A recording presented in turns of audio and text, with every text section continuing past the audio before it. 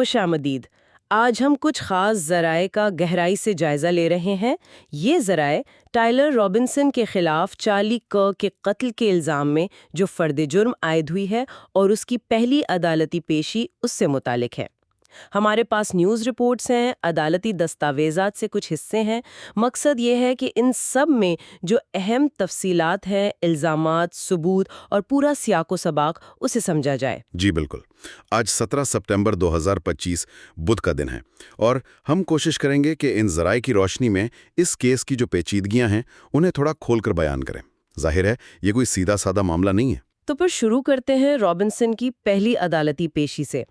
ذرائع بتا رہے ہیں کہ یہ ورچوئل تھی، مطلب آن لائن۔ جی ہاں، یہ ورچوئل پیشی تھی۔ اس نے اپنا نام کنفرم کیا اور وہ ایک خودکشی سے بچاؤ والی جیکٹ پہنے ہوئے تھا، جو ایسے ہائی پروفائل کیسز میں کبھی کبھی ہوتا ہے۔ زیادہ تر وقت وہ خاموشی رہا۔ اچھا، لیکن وہاں سب سے اہم بات کیا ہوئی کارروائی کے لحاظ سے؟ سب سے اہم پیش رفت تو یہ ہوئی کہ جج ٹونی گراف نے باقاعدہ الزامات پڑھ کر سنائے، اور اس سے بھی بڑھ کر استغاثہ یعنی یوٹا کاؤنٹی اٹارنی جیف گرے کی طرف سے انہوں نے سزائے موت کا مطالبہ کرنے کے ارادے کا نوٹس دائر کر دیا ہے۔ سزائے موت کا مطالبہ، واؤ، یہ تو بہت ہی سنجیدہ بات ہے۔ اچھا، تو الزامات کیا ہیں؟ کل 7 ہیں، ٹھیک کہا میں نے؟ جی، کل 7 الزامات ہیں۔ ان کو سمجھنے کے لیے ان کی نوعیت دیکھنا ضروری ہے۔ سب سے بنیادی اور سب سے سنگین الزام تو ہے ایگرویٹڈ مرڈر کا، یعنی سنگین قتل۔ یہ خود سزائے موت کا جرم ہے۔ اور یہ ایگروویٹڈ یا سنگین کیوں ہے؟ اس میں استغاثہ نے 2 خاص ایگروویٹنگ فیکٹرز شامل کیے ہیں، یعنی وہ عوامل جو جرم کو زیادہ سنگین بناتے ہیں۔ پہلا یہ کہ قتل مبینہ طور پر چارلی کرک کے سیاسی اظہار کی وجہ سے کیا گیا، مطلب اسے ٹارگٹ کیا گیا، اور دوسرا یہ کہ یہ جرم بچوں کی موجودگی میں کیا گیا۔ اچھا، یعنی قتل کا مقصد جو کہ سیاسی ٹارگٹنگ بتایا جا رہا ہے، اور حالات یعنی بچوں کی موجودگی، یہ 2 چیزیں اسے سنگین قتل بنا رہی ہیں استغاثہ کے مطابق۔ ٹھیک، اور باقی الزامات؟ جی، باقی الزامات اسی مرکزی واقعے کے ارد گرد ہیں۔ ایک الزام ہے آتشی اسلحے کے استعمال کا جس سے سنگین جسمانی چوٹ پہنچی۔ یہ فرسٹ ڈگری فیلونی ہے۔ اس میں بھی وہی 2 ایگریویٹنگ فیکٹرز شامل ہیں، سیاسی ٹارگٹ اور بچوں کی موجودگی۔ ٹھیک ہے۔ پھر 2 الزامات ہیں انصاف میں رکاوٹ ڈالنے کے، obstruction of justice۔ یہ سیکنڈ ڈگری فیلونیز ہے، ایک رائفل چھپانے پر اور دوسرا قتل کے وقت جو کپڑے پہنے تھے انہیں ٹھکانے لگانے پر۔ یعنی ثبوت مٹانے کی کوشش، سمجھ آ گیا۔ آگے؟ اس کے بعد 2 الزامات ہیں گواہ پر اثر انداز ہونے کے، witness tampering۔ یہ تھرڈ ڈگری فیلونیز ہیں۔ دونوں کا تعلق رابنسن کے روم میٹ سے ہے۔ ایک تو یہ کہ اسے کہا کہ وہ ٹیکسٹ میسیجز ڈیلیٹ کر دے جن میں جرم کا ذکر ہو سکتا ہے، اوہ، اور دوسرا یہ کہ اسے ہدایت دی کہ اگر پولیس پوچھے تو کچھ نہ بتائے، خاموش رہے۔ ٹھیک ہے۔ اور آخری 7واں؟ 7واں الزام ہے بچے کی موجودگی میں پرتشدد جرم کرنے کا، commission of a violent offence in the presence of a child. یہ کلاس اے مس ڈیمینر ہے۔ اس میں بھی وہ سیاسی ٹارگیٹنگ والا عنصر شامل کیا گیا ہے۔ تو مطلب استغاثہ صرف یہ نہیں کہہ رہا کہ قتل ہوا ہے، وہ ایک پوری تصویر پیش کر رہے ہیں۔ ایک سیاسی مقصد تھا، منصوبہ بندی تھی، بچوں کے سامنے جرم ہوا، اور پھر ثبوت مٹانے اور گواہ کو خاموش کرانے کی کوشش کی گئی۔ یہ سب مل کر سزائے موت کے مطالبے کو مضبوط کرتا ہے ان کے خیال میں۔ بالکل یہی حکمت عملی نظر آتی ہے۔ جیسا کہ کاؤنٹی اٹارنی جیف گرے نے کہا بھی، سزائے موت کا فیصلہ کوئی ہلکا نہیں لیا گیا۔ فی الحال رابنسن بغیر ضمانت کے یوٹا کاؤنٹی جیل میں ہے۔ اگلی سماعت 29 سپٹمبر کو ویب ایکس پر ہی ہوگی۔ اور اسے وکیل مل گیا؟ جی، اسے مالی طور پر کمزور قرار دیا گیا ہے، اس لیے رول 8 کے تحت جو سزائے موت کے مقدمات کے لیے ہوتا ہے اسے ایک اہل پبلک ڈیفینڈر دیا جا رہا ہے۔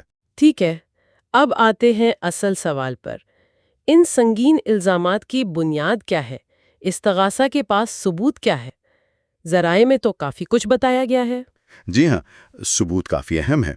عدالتی دستاویزات اور خبروں کو دیکھیں تو کچھ بنیادی چیزیں یہ ہیں۔ سب سے پہلے تو ڈی این اے شواہد ہیں۔ ڈی این اے کہاں کہاں سے ملا؟ رابنسن کا ڈی این اے مبینہ طور پر رائفل کے ٹریگر پر ملا ہے، رائفل کے دوسرے حصوں پر بھی، جو کارتوس فائر ہوا اس کے خول پر، 3 کارتوس جو فائر نہیں ہوئے تھے ان میں سے 2 پر، اور جس تولیے میں رائفل لپیٹی ہوئی ملی اس پر بھی۔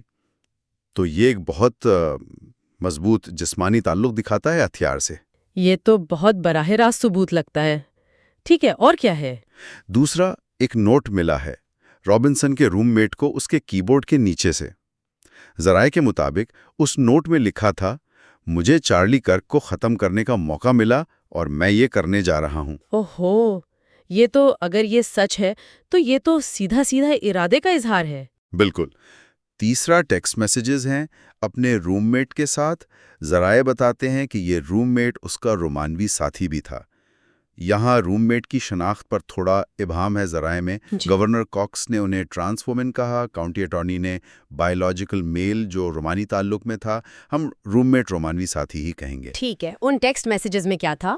ان میں مبینہ طور پر اقرار جرم ہے، میں ہوں، مجھے افسوس ہے، رائفل واپس لانے پر بات چیت ہے، دادا کی رائفل کا ذکر آتا ہے، مقصد کا بیان ہے، مجھے اس کی نفرت سے کافی ہو گیا تھا، کچھ نفرت پر بات چیت نہیں ہو سکتی، اور پھر جیسا پہلے ذکر ہوا ٹیکسٹ میسیجز ڈیلیٹ کرنے اور پولیس سے بات نہ کرنے کی واضح ہدایات بھی ہیں۔ واہ، یعنی نہ صرف اقرار بلکہ مقصد اور پھر ثبوت مٹانے کی ہدایت بھی، یہ سب ٹیکسٹ میں؟ یہ تو کافی نقصان دہ ہو سکتا ہے اس کے لیے۔ یقیناً۔ چوتھا ثبوت جو تھوڑا عجیب بھی ہے وہ ہیں کندہ شدہ گولیاں، انگریوڈ بلٹس۔ کندہ شدہ گولیاں مطلب؟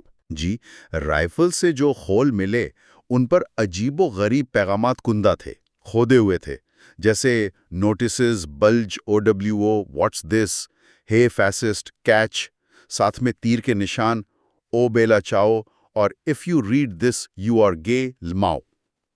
یہ کیا ہے؟ مطلب ایک طرف اتنا سنگین جرم اور دوسری طرف گولیوں پر اس قسم کے میمز؟ بالکل۔ رابنسن نے مبینہ طور پر اپنے روم میٹ کو ٹیکسٹ میں یہ بھی لکھا کہ یہ پیغامات زیادہ تر ایک بڑا میم تھے۔ یہ واقعی ایک عجیب پہلو ہے۔ بہت عجیب۔ اور کوئی ثبوت؟ جی، پانچواں خاندان کی گواہی ہے۔ رابنسن کی والدہ نے خبروں میں مشتبہ شخص کی تصویر دیکھی تو انہیں شک ہوا۔ جب گھر والوں نے اس سے بات کی تو پہلے اس نے بیماری کا بہانہ بنایا، لیکن پھر والد کے سامنے اشارتاً مانا کہ وہی گن مین تھا اور خودکشی کے خیالات کا بھی اظہار کیا۔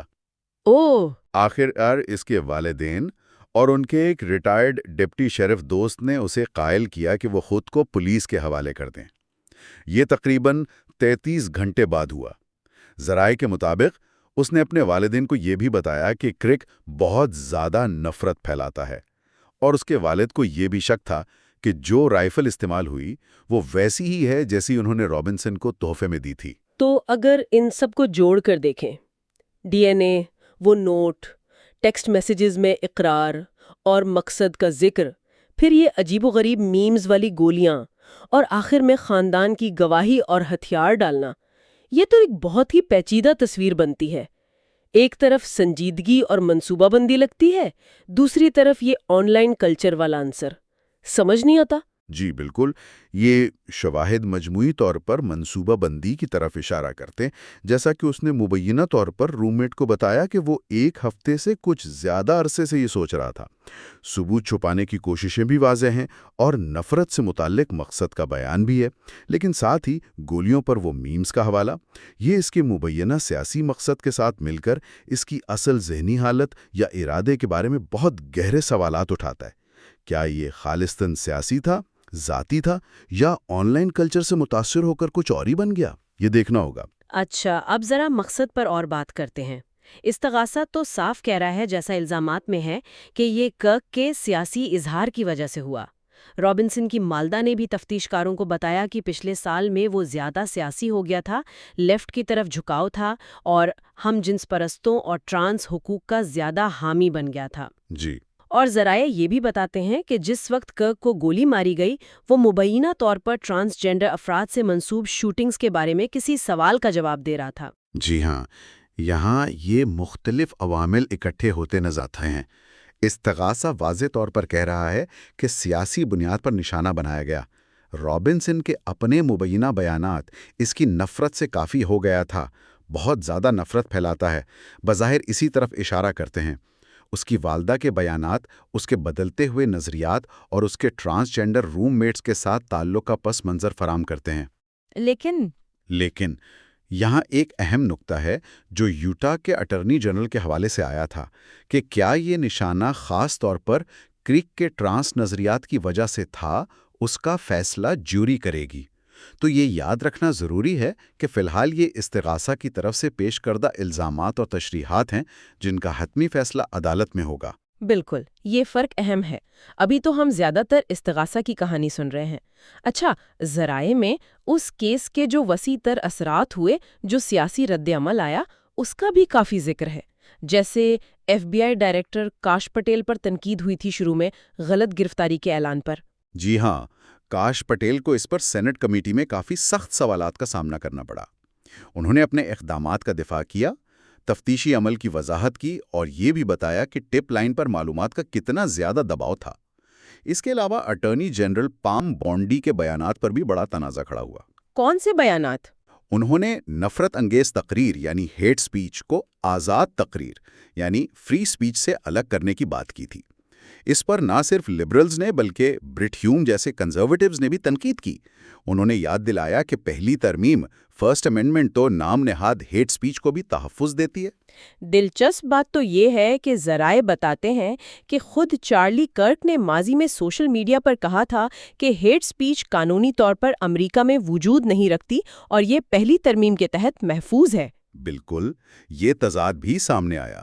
صدر ٹرمپ نے بھی اس معاملے پر کوئی بہت واضح موقف نہیں اپنایا، مبہم سا جواب دیا۔ اور پھر وہ secretary of state Marco Rubio کا اعلان بھی تھا کہ جو غیر ملکی شہری کرک کے قتل پر خوشی منا رہے ہیں ان کے ویزے منسوخ کیے جائیں گے۔ جی، انہوں نے اسے قومی سلامتی اور امریکہ آنے والوں کے معیار کا معاملہ قرار دیا۔ یہ تمام رد عمل ظاہر کرتے ہیں کہ یہ کیس کتنی تیزی سے صرف ایک قتل کا مقدمہ نہیں رہا، بلکہ یہ سیاسی تشدد، آزادی اظہار کی حدود، امیگریشن پالیسی اور قانون نافذ کرنے والے اداروں کی قیادت پر ایک قومی بحث کا مرکز بن گیا۔ ذرائع واضح طور پر دکھاتے ہیں کہ اس واقعے کے اثرات عدالت کے کمرے سے کہیں زیادہ وسیع تھے، پورے ملک کی سیاست اور سماج پر محسوس کیے گئے۔ تو اگر ہم ان تمام ذرائع کی روشنی میں دیکھیں تو خلاصہ کیا ہے؟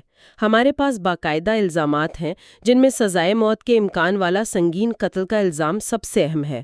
ان الزامات کو سہارا دینے کے لیے ڈی این اے جیسے ٹھوس ثبوت ہیں اور ٹیکسٹ میسیجز اور نوٹ کی صورت میں مبینہ اعترافات بھی ہیں۔ بیان کردہ مقصد کرک کے سیاسی موقف کے خلاف نفرت پر مبنی لگتا ہے، جو شاید رابنسن کے اپنے بدلتے ہوئے سیاسی خیالات سے جڑا ہو۔ جی، یہ استغاثہ کا کیس ہے جو انہوں نے پیش کیا ہے، لیکن یہ یاد رکھنا بہت ضروری ہے کہ قانونی عمل ابھی شروع ہوا ہے، ابھی دفاع کی باری آنی ہے۔ وہ ان شواہد اور الزامات کا جواب دیں گے اور آخر میں ایک جیوری ہوگی جو تمام ثبوتوں کو پرکھے گی اور پھر فیصلہ کرے گی۔ یہ کیس ہمارے دور کی جو شدید سیاسی پولرائزیشن ہے، ذاتی عقائد کی شدت، آن لائن کلچر کے اثرات اور حقیقی دنیا میں ہونے والے تشدد کے درمیان جو پیچیدہ اور اکثر خطرناک تعلق ہے، اسے بہت واضح طور پر سامنے لاتا ہے۔ اور آخر میں ہمارے سننے والوں کے لیے ان ذرائع کی بنیاد پر سوچنے کے لیے ایک نقطہ چھوڑ جاتے ہیں۔ ایک طرف تو وہ ٹیکسٹ میسیجز ہیں جن میں مبینہ طور پر قتل کے مقصد، منصوبے اور نفرت پر بہت سنجیدگی سے بات ہو رہی ہے، یہاں تک کہ اقرار جرم بھی ہے۔ دوسری طرف اسی جرم میں استعمال ہونے والے ہتھیار کی گولیوں پر ایسے پیغامات کندہ ہیں جنہیں ملزم خود زیادہ تر ایک بڑا میم قرار دے رہا ہے۔ یہ غور کرنے کی بات ہے کہ وہ ڈیجیٹل کلچر جہاں طنز، میمز، سنجیدہ نظریات اور نفرت انگیز باتیں اکثر اس طرح آپس میں گڈمڈ ہو جاتی ہیں کہ ان میں فرق کرنا مشکل ہو جاتا ہے، اور جس میں رابنسن مبینہ طور پر پوری طرح ملوث تھا، وہ اس کیس میں ہونے والے حقیقی جان لیوا تشدد سے کیسے اور کس حد تک جڑ سکتا ہے۔ اس تعلق پر مزید سوچ و بچار کی گنجائش ضرور ہے۔